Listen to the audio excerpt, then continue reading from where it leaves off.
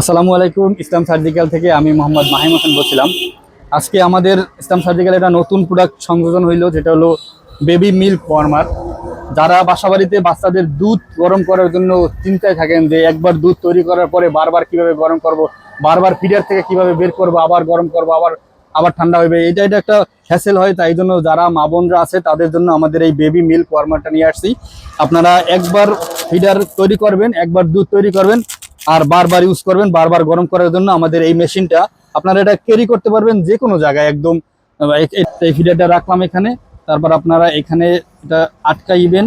আটকানোর পরে আমাদের এই যে সি টাইপ পোর্ট চার্জার থাকবে, এইটা দিয়া আপনারা গরম ম্যানুয়াল দেওয়া থাকবে কাগজের গায়ে। যেমন এই যে লোয়েস্ট টেম্পারেচার গ্রিন হলে 40°C আসবে, ব্লু টেম্পারেচার মানে ব্লু কালার লাইট শো করলেই 50°C, red colour light show করলে 60°C।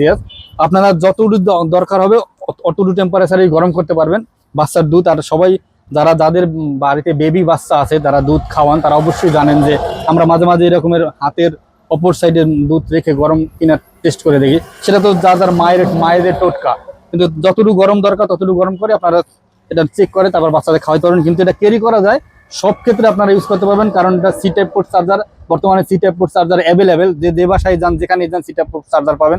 যেখানে খুশি বাচ্চাদের দুধ গরম নিয়ে আর কোনো থাকবে না, একবার তৈরি করে সাথে নিয়ে যাবেন, বারবার গরম করে খাওয়াতে পারবেন। আর দুধ ফালানোর বা নষ্ট হওয়ার কোনো চান্স থাকবে না বা ভয় থাকবে না ইনশাল্লাহ। এটা আপনারা পাবেন আমাদের ইসলাম সার্জিক্যালে, একদম অথেন্টিক অরিজিনাল প্রোডাক্ট পাবেন, একদম সরাসরি চায়না থেকে ইম্পোর্ট করা আমরা প্রোডাক্ট দিই। আমাদের এখানে অন্য সব আইটেমই পাবেন।